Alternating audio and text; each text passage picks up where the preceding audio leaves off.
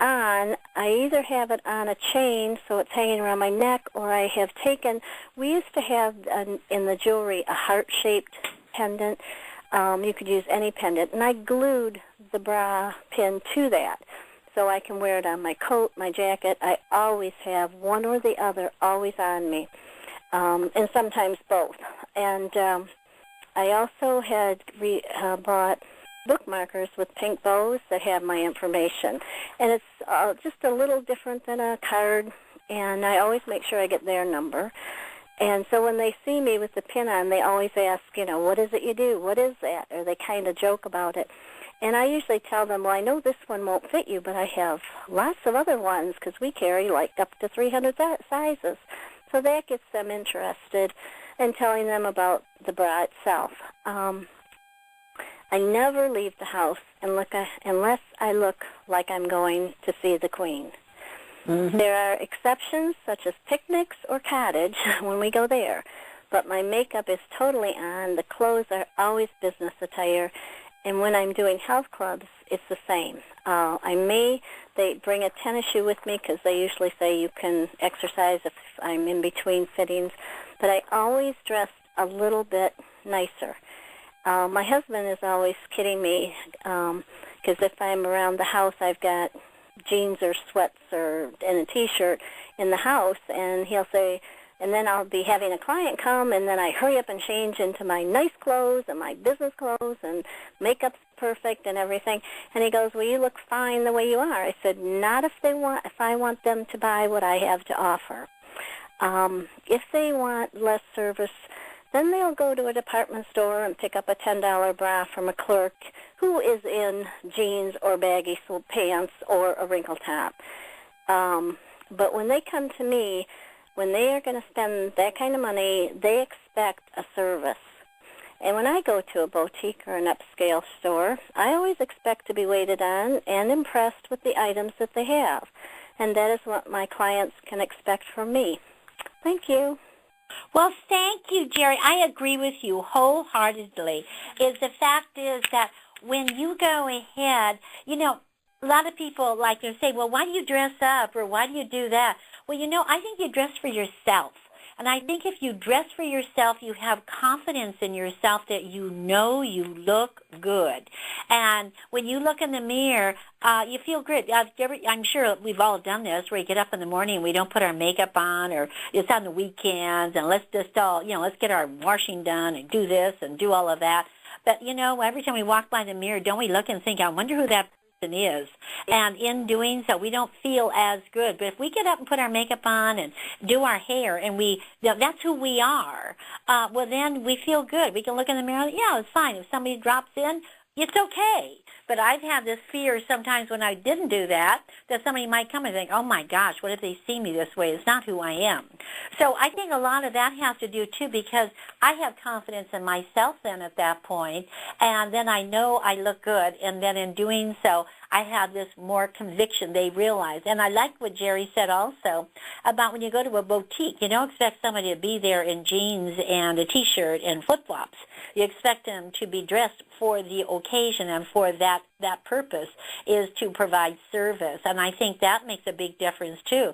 I know myself, when we go ahead and we talk to ladies, like when we were at the trade show this weekend, we had our white tops on, and we had the black pants and black shoes, and we looked good, and we had our names on and the whole thing. And so when they came up, they automatically knew we were professional. They didn't have to guess it. They knew we were professional.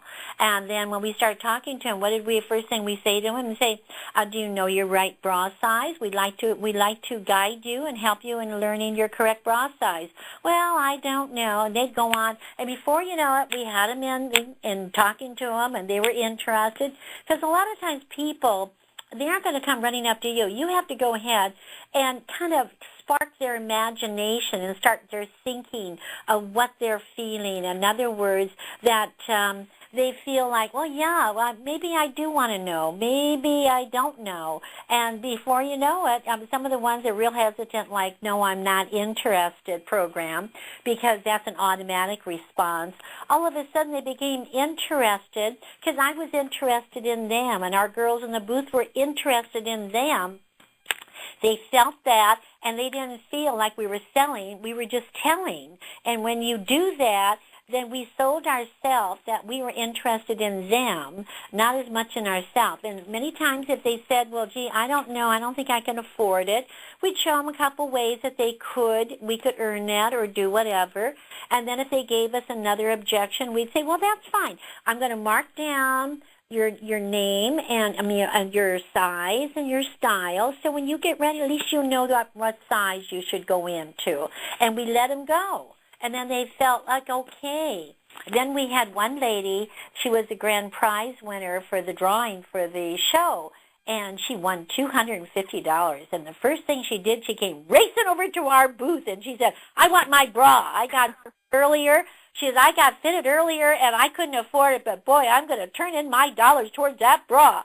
And sure enough, she dished out her bonus dollars from the show, and she got her bra, and she was so excited. But we were the first booth. So it shows that many times they like the product, but they maybe couldn't afford it. But all of a sudden, she had the vehicle to do that. And I let people go. But, when sometimes if you, think about it, ladies, if you had a little bird and you caught a bird and you had it in the hand and you held it tightly, have you ever noticed how they squirm and they want to get out of that grip? They want to get out of that grip. But if you hold it very softly, all of a sudden they relax, and before you know it, they can just fly away nicely. And I think that's a lot has to do with sales. If you get too pressured, you get our people in a corner. You get them in a corner. Boy, they start resisting, and they start, no, I don't like this, and I don't like that, and then they start picking. But if you just step back and say, listen, that's okay. When you're ready, you let me know. And before you know it, they just, when you let them go, many times they come back easily. So it does work effectively. So thank you, Juanita and Jerry. That was wonderful. It gives us an insight. Now, some of these things, some of you may have already heard, and you probably say, well, I knew that. Great. Then you know it works because the other girls are doing it too. So if we all start selling ourselves and then our product and not hold them too tightly, but let them have their freedom, all of a sudden our sales can increase. So we feel very strongly that is a principle. So anyhow, we just wanted to share that with you tonight, and we look forward. We hope that you have a wonderful week, and would you believe our half hour is gone? And we look forward to another exciting subject next week. And if you have a question, write in. We're interested in hearing them because we want to really help you in building your sales and your business. So have a wonderful... Phyllis, this is Bonita. I'm checking in. Phyllis, this is missed Jill. the roll call. Just a second. Let me mark down Bonita. It's Jill. Oh, Jill, good. Thank you, Jill. Okay. Thank you. Okay. Was there anybody else we missed tonight? No? Okay. Well, listen, ladies, have a wonderful week, and we'll talk to you next week. Bye-bye.